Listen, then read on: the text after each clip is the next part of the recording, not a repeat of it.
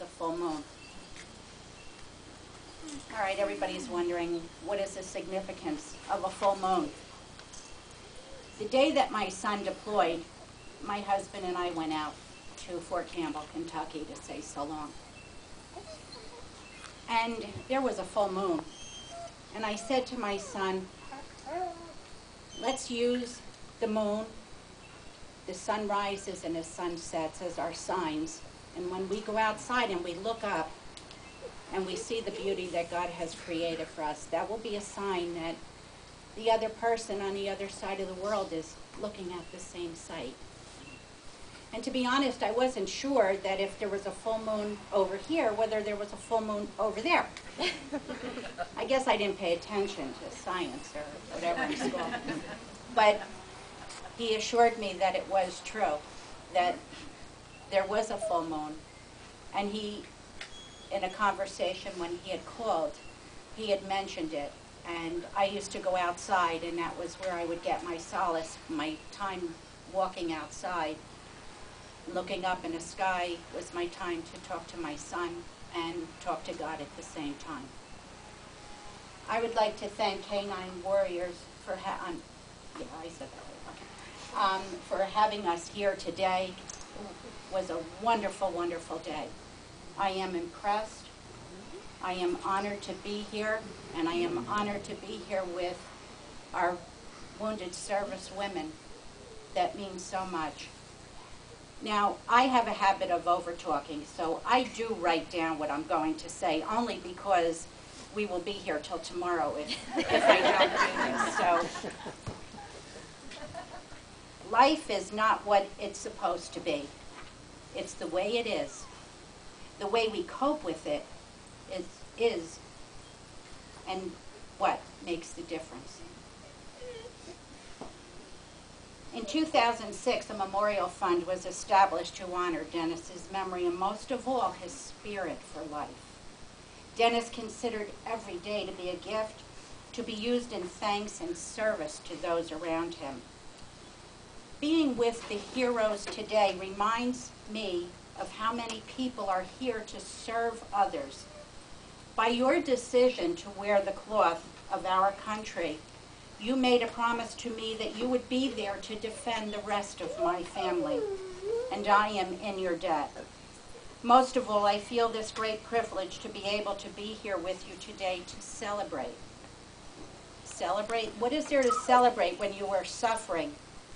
You are probably thinking. I think that we could all agree that life is a journey, and you spoke about a journey. We travel a road that usually proceeds straight ahead, but then sometimes there's a bump in the road, like the birth of a child that wasn't planned, no money to pay bills, the loss of a parent. You move forward because after all, it is only a bump. Now the road seems to split in front of you. Which side do you take? The right or the left? You have life-altering decisions to make on this journey. A marriage breaks up, there's a family feud, a fight with longtime friends. You make your choice, and you continue on that journey. The road begins climbing uphill when all of a sudden there is a mountain in your midst. A decision to make that will not only affect you, but will affect those that you love around you. A decision to join and serve, or not to join and don't serve. A decision that if you join, you are offered an education that will only make your life better.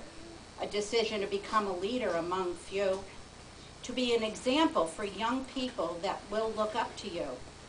A deployment and separation from those that you love. You start to climb that mountain.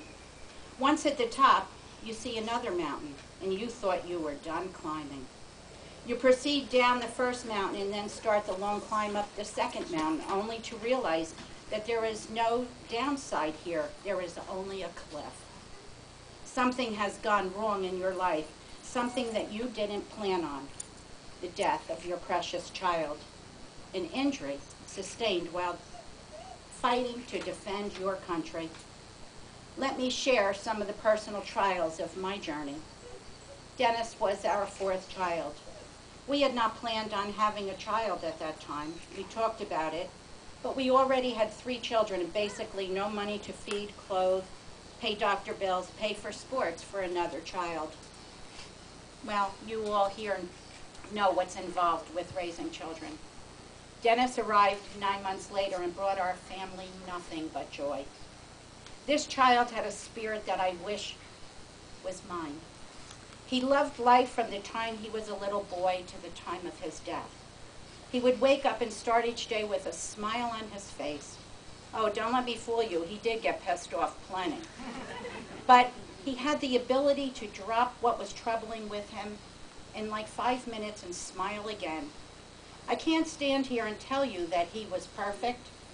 He made the usual mistakes as a teenager, like driving with friends, turning donuts on snow-covered field, and they flipped their SUV.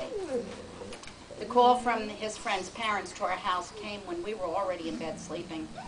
Mark's dad wanted my husband, Dennis, to go with him to turn the truck over before the police got there.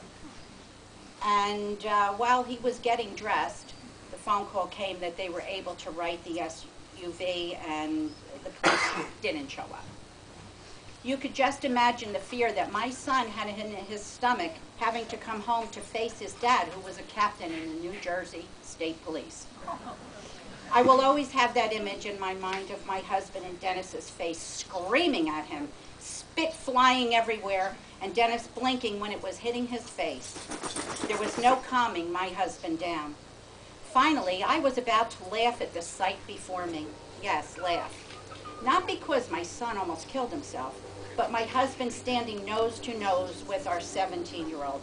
Somewhere, somehow, I saw comedy in the situation. My husband, on the other hand, spent his career on the road cleaning up bodies mangled by accidents. He saw a different picture. He was suffering from the fear of losing our son. Life moved forward. Dennis didn't turn donuts in cars anymore, at least not that he told me.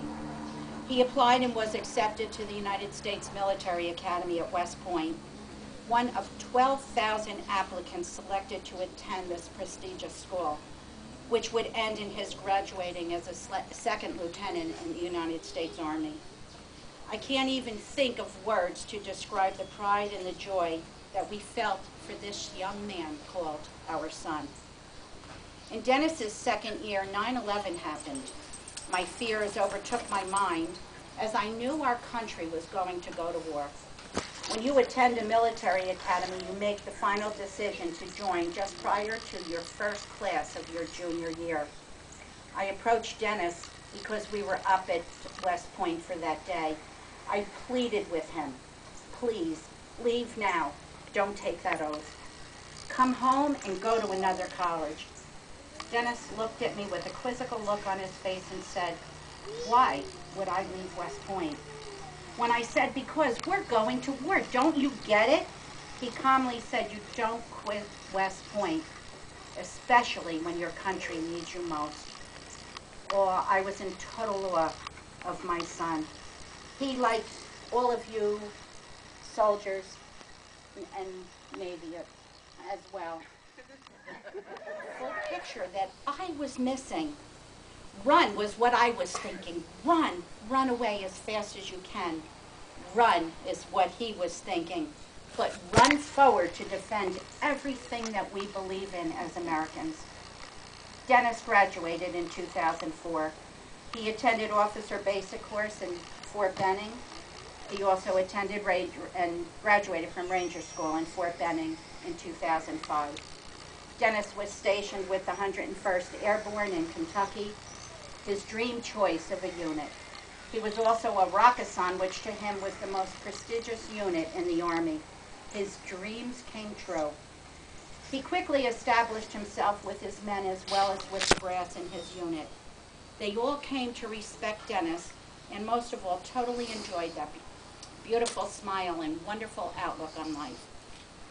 They deployed on September 17th to Beijing, Iraq.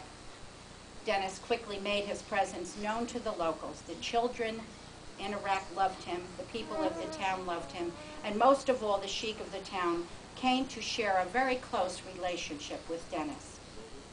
On 19 November, Dennis's captain was going out on patrol. Dennis had already been out 2 times that day. He was done for the day.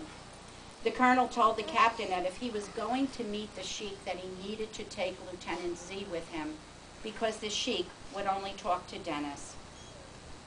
That day, our journey ended with us falling off that second mountain that we had climbed. Our hearts were shattered forever.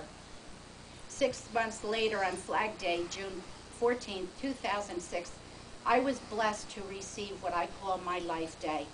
I suffered a stroke. Now I was faced with not only losing my son, my family was falling apart, but I was different. My mind wasn't the same anymore, nor was my heart. So why are you wondering, do I call it my life day? Choices have to be made on our journeys. Either you crumble and give up, or you choose to move forward. While in the hospital, still wishing that I would die just so I could see my son, I had a dream. In my dream, my son was riding in a Jeep, standing up, holding his weapon in the air. There were 3 soldiers in that Jeep, and I can only imagine that they were the soldiers that died with my son when their Humvee was detonated by an IED. Dennis looked over at me, he smiled, he waved, and they drove off. What did that dream mean? I'm convinced that it was Dennis telling me that I was gifted with my life day, that I was not going to be with him. Up until that point, my dreams consisted of nightmares of my beautiful son all banged up, laying in a coffin. On that day, seeing him drive off took all the nightmares with him. I have never dreamed of him since. Sometimes when you want to quit the journey, you realize that you are given a life day. My new life consisted of a memorial fund to help soldiers like all of you girls who have given so much, another chance, a life day. I can't even imagine the pain, the disappointment, the challenges that you are facing as wounded veterans. I just want to encourage you to not give up, to move forward, and try not to look back. You can't get back yesterday. Second, Memorial Fund to keep our son's spirit and memory alive. We have a check for $10,000 to the K9's Warriors to continue their support and their hard work.